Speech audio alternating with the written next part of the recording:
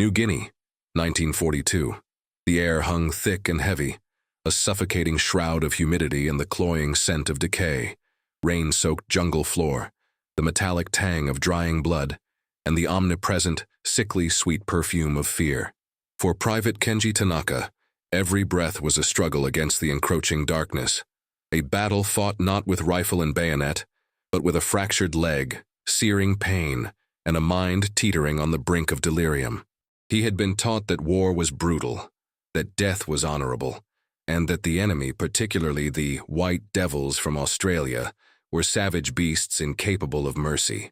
Yet, he was about to witness an act so profoundly contradictory to every fiber of his indoctrination, it would shatter the very foundation of his worldview. A Japanese soldier, raised on tales of brutal Allied savagery, was about to experience an unexpected truth that defied everything he believed about his enemy. Imagine facing your sworn enemy, wounded and defeated. What would you expect? Private Kenji Tanaka, barely 20 years old, lay motionless amidst the tangled roots and dense foliage. His face, smeared with mud and streaked with dried sweat, was a canvas of exhaustion and pain. Days, perhaps weeks, had blurred into an endless cycle of skirmishes, retreats, and the gnawing hunger that had become a constant companion. He clutched at a small tattered photograph tucked into his tunic, his mother's gentle smile, his younger sister's bright eyes. These were the anchors to a world he might never see again, a world far removed from the steamy, brutal hell of Papua New Guinea. His conviction, forged in the fires of imperial propaganda, was absolute. A soldier of the emperor never surrenders. Surrender was not merely defeat. It was the ultimate dishonor, a stain upon his family, his ancestors, and his nation. He had been told, with chilling certainty, that the Australians were particularly cruel. They delighted in torture, in mocking the proud warrior spirit of Japan.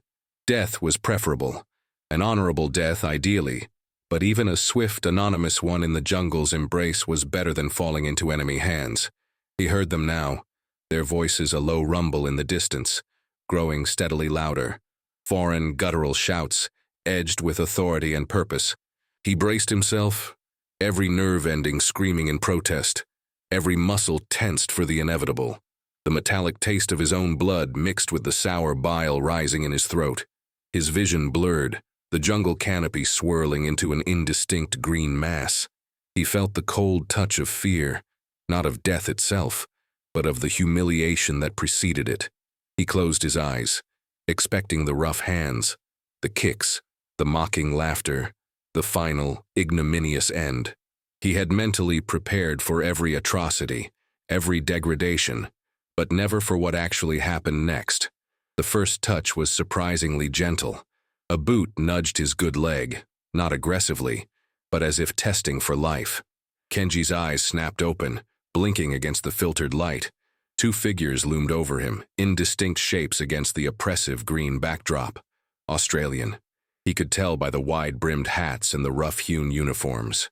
He tried to raise his rifle, but his arm was a leaden weight, his fingers useless. The bayonet, still fixed, scraped weakly against the mud. He collapsed, a groan escaping his lips. He expected a bullet, a swift, brutal end to his suffering, or worse, capture, followed by a slow, agonizing interrogation. But the bullet didn't come. Instead, a face, obscured by mud, sweat, and a thick beard, peered down at him.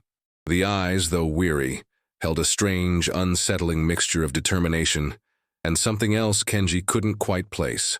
Perhaps pity, perhaps simply the grim resignation of a man who had seen too much. A hand, surprisingly calloused but firm, checked his pulse at the neck. Kenji flinched, bracing for a blow. None came. "Bloody hell, Tommy, another one," a gruff voice muttered. "Still breathing." "Barely, Sarge. Looks like he caught a stray," responded another voice, closer now. This was Private Thomas Tommy O'Connell, a medic, his movements practiced and efficient despite the stifling conditions. He knelt beside Kenji, his gaze taking in the shattered femur, the dark, congealed blood, the pallor of the young Japanese soldier's face. Kenji watched, bewildered, as Tommy cut away the tattered trousers, revealing the grotesque wound. He expected pain, crude handling, but Tommy's hands were surprisingly steady, almost careful.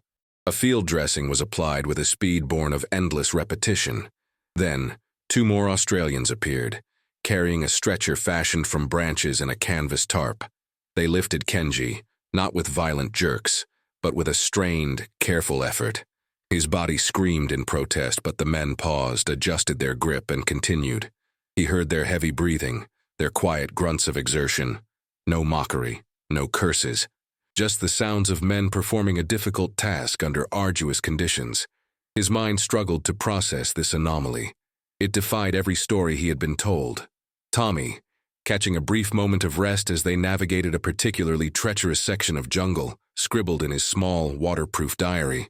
He had picked up the habit from his padre, a way to process the unending horrors.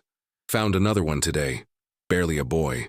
Saw the terror in his eyes, the same look you see on the faces of our own lads when they're first hit. Hard to remember he's the enemy when he looks like your kid brother. He tried to raise his bayonet. Poor bastard. Just gotta get him back to the aid station. Dr. Vance will know what to do. He closed the diary, the damp air already blurring the ink. Kenji's vital signs he'd noted down earlier were precarious.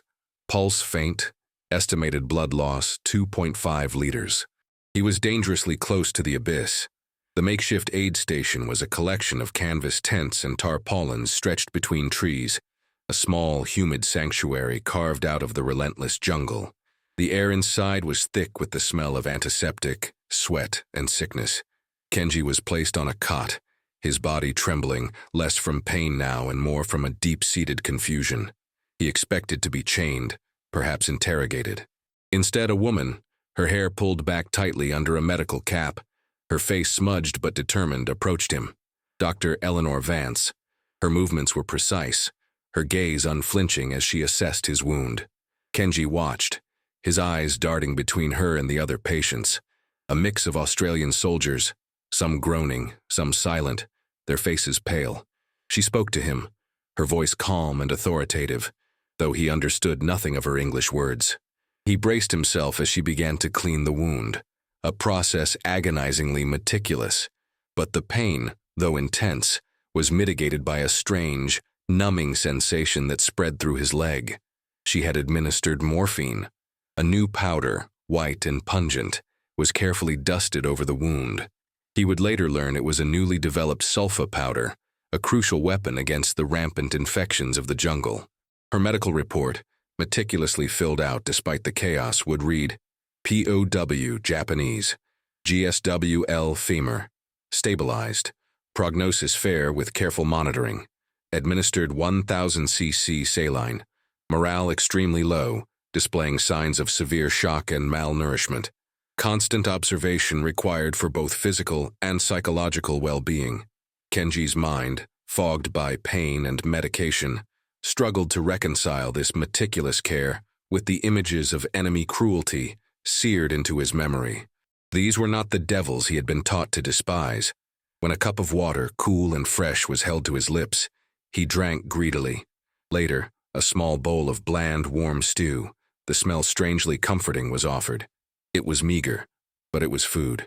He watched as the same stew was given to the Australian wounded on nearby cots. He couldn't bring himself to eat it, a mixture of pride, suspicion, and nausea warring within him.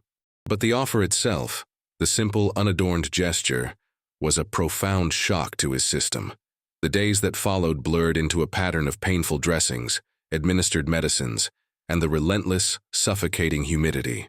Kenji, confined to his cot, became an unwilling observer of the Australian aid station. He watched them constantly. He saw them laugh, softly, when one of their own told a joke.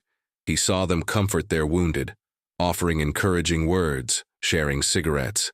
He saw Dr. Vance, tirelessly moving between patients, her face often etched with exhaustion, yet her hands always gentle, her voice always calm. He noted that they did not spit at him. They did not mock him.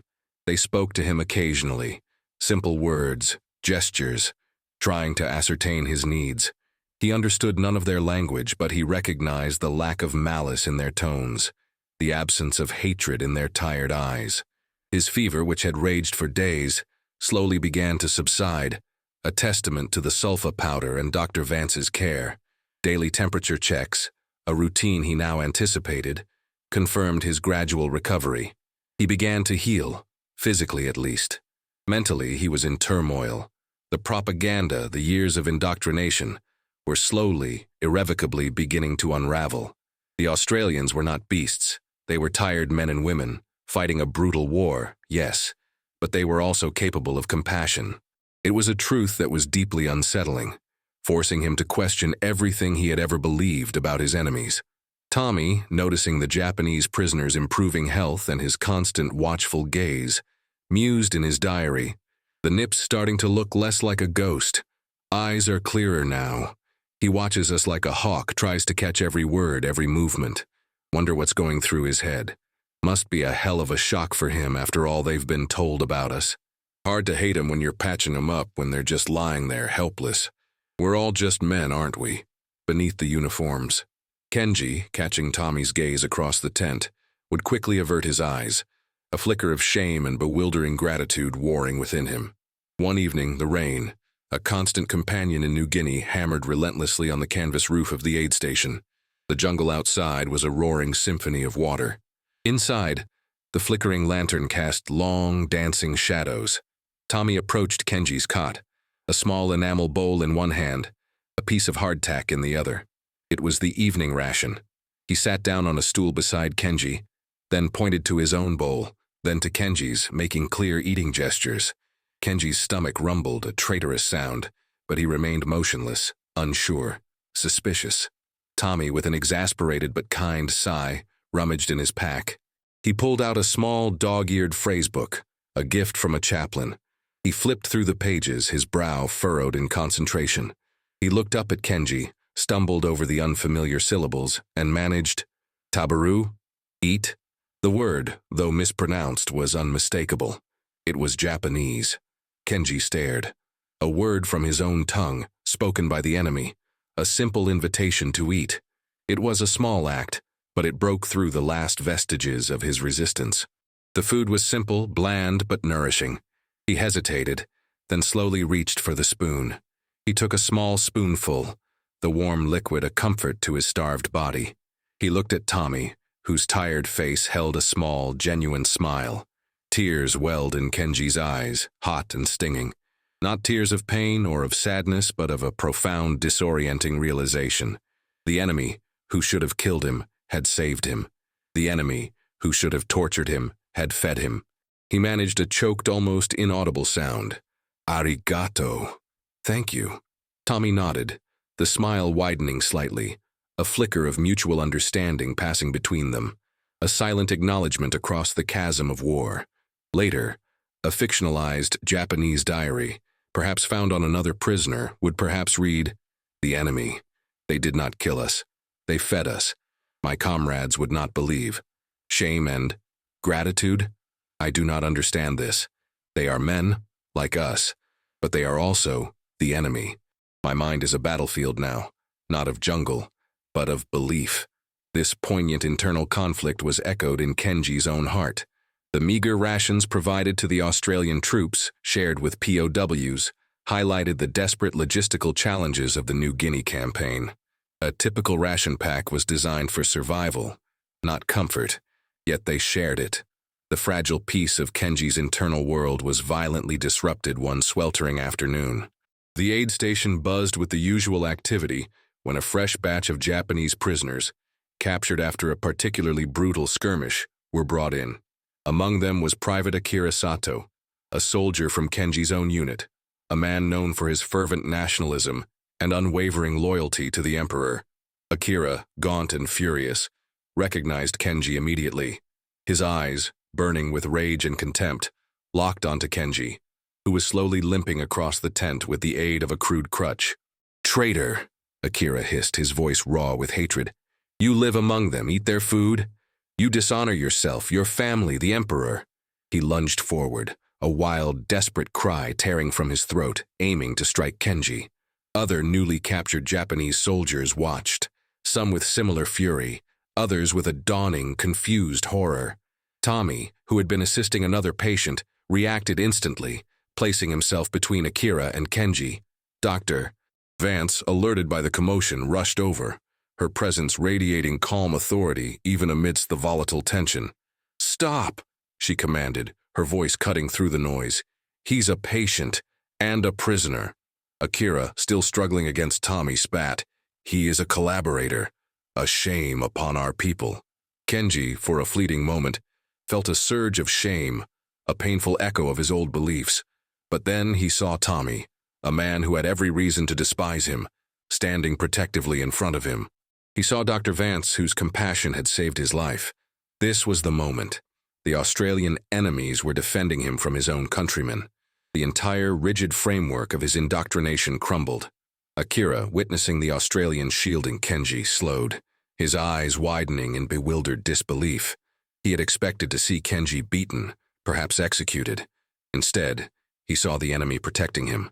The sheer paradox of the situation was a shock far greater than any physical blow. Kenji looked at Akira, then at Tommy, then at Dr. Vance, a profound realization dawning. He was not a traitor.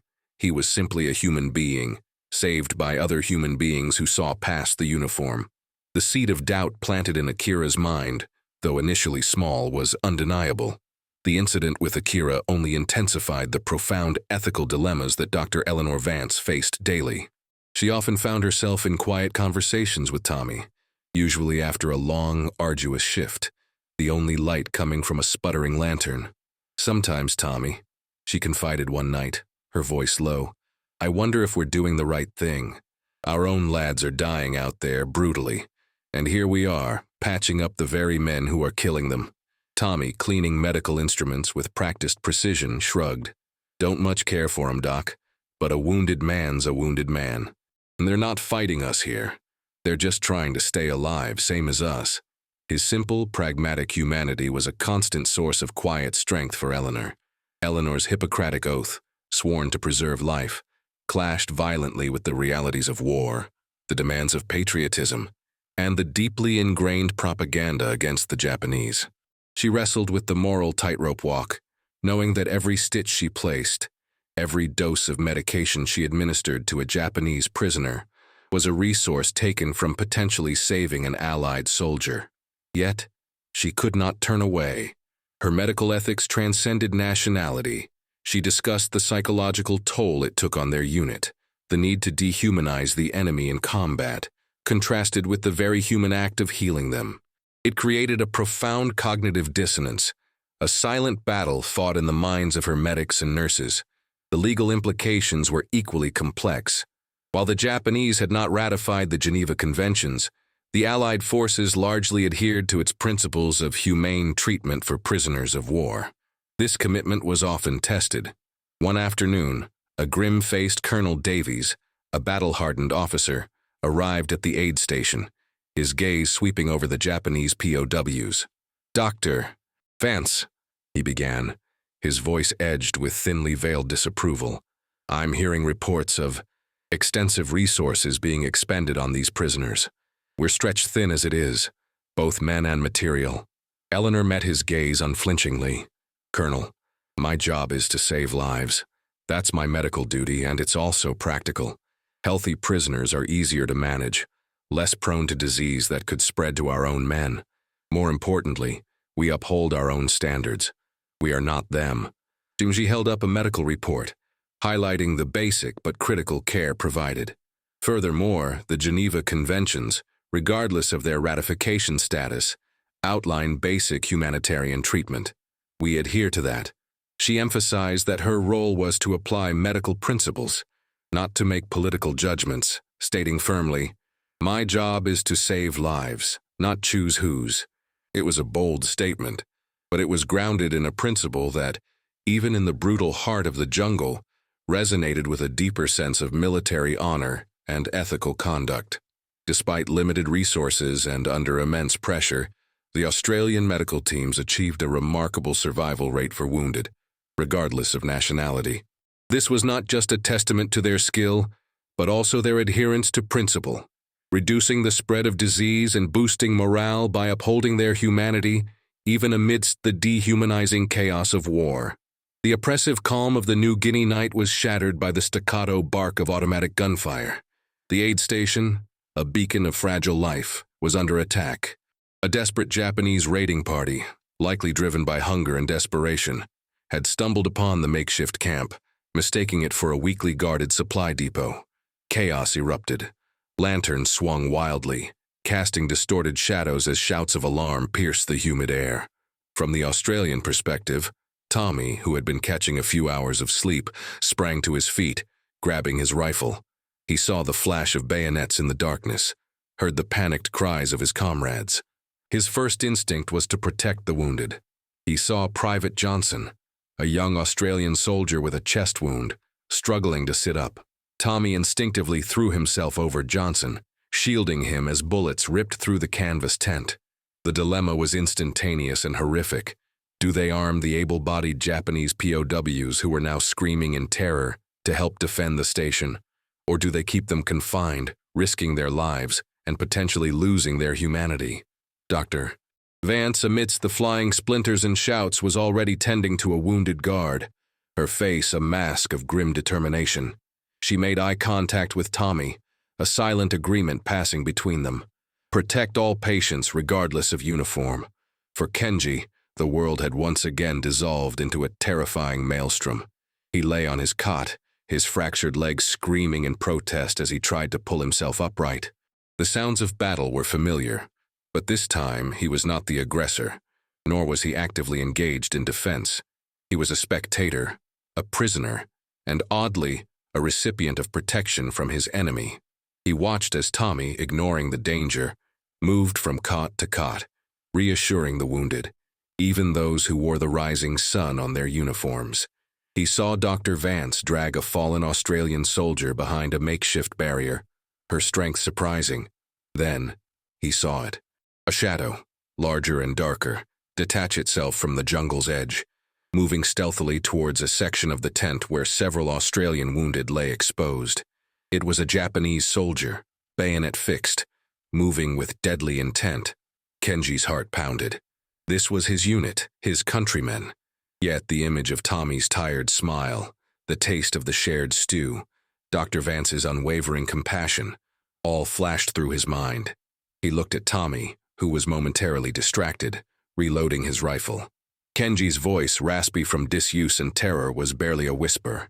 He pointed a trembling finger towards the approaching threat, yelling out a fragmented, desperate warning in Japanese, "Ushiro! Ushiro!" Behind! Behind! His face, contorted with effort and fear, was a silent plea, a desperate act of reciprocation. Tommy, alerted by the sudden, urgent sound and Kenji's pointing finger, instinctively spun around, firing his rifle just as the Japanese soldier emerged from the shadows. The attacker fell. Kenji slumped back, exhausted, but a profound sense of having done something settled over him. In that moment of shared peril, the lines between enemy and ally had blurred to an indistinguishable point. The raid was repelled, but not without casualties. The dawn that broke over the aid station was gray and heavy, revealing the grim tableau of mangled tents, shattered equipment, and fresh graves. The immediate aftermath was one of weary cleanup and a silent, profound understanding. The act of mutual defense, or at least shared vulnerability, had forged an unspoken bond between the Australian medical staff and their Japanese prisoners. The Japanese POWs, including Kenji, and even the initially hostile Akira, had witnessed firsthand the Australians' unwavering commitment to their patients, irrespective of nationality. They had seen the enemy risk their lives to protect them. Soon after, Kenji and the other Japanese POWs were moved to a more secure, larger POW camp. The transfer was orderly, almost gentle. Kenji carried with him not just the scars of battle, but the indelible marks of a transformed worldview. The experience at the aid station, the unexpected kindness, the defense by his captors, it had fundamentally changed him. His indoctrination, once absolute, was now shattered. Years later, after the war had ended and Japan lay in ruins, Kenji found himself in an internment camp. He would often recount his story, haltingly at first, then with growing conviction, to other former soldiers. Many were skeptical, their faces etched with the bitterness of defeat and the residue of propaganda. They were devils, one would argue. They treated us with contempt. But Kenji, his eyes holding the haunted memory of the New Guinea jungle and the unexpected glint of compassion, would insist. No, not all. There were those who were different. They saved me. They shared their food. They even protected me from my own kind. His testimony, quiet but persistent, began to challenge their ingrained perceptions of the enemy, planting tiny seeds of doubt and offering a glimpse into a humanity they had been taught to deny. Decades later, in a quiet archive room in Canberra, a modern historian, Dr. Evelyn Reed, researching wartime medical practices in the Pacific, unearthed dusty, forgotten diaries and meticulously kept medical reports. Among them, she found Dr. Eleanor Vance's detailed logs and Private Tommy O'Connell's small waterproof diary. She pieced together the extraordinary narrative of a small, isolated aid station in the New Guinea jungle, where acts of profound humanity defied the brutality of war. She discovered the entry about the young Japanese private, barely a boy, and Tommy's reflections. She noted the consistent ethical treatment of all wounded. Her research culminated in a poignant paper, highlighting the extraordinary moments of compassion that often go untold amidst the larger, grimmer narratives of conflict. Dr. Reed's work brought to light that such acts, though perhaps not commonplace, were powerful testaments to the resilience of shared humanity, demonstrating that even amidst the horrors of war, the desire to heal, to help, and to see another human being could transcend the deepest divides. In the crucible of war, where hatred is forged and humanity often seems lost, there exist stories like Kenji's, Tommy's, and Dr. Vance's. They remind us that even in the darkest moments, courage is not just about fighting. It is also about compassion, about reaching across an impossible divide to offer a helping hand. These are the narratives that illuminate the profound truth. Even in the darkest moments of war, humanity can find a way to shine through the cracks of hatred and prejudice. What does it truly mean to be an enemy? And what does it take for us to see past that label? If these untold stories of courage and compassion inspire you, hit that subscribe button if you want more untold stories from World War II that will make you question everything you thought you knew about history.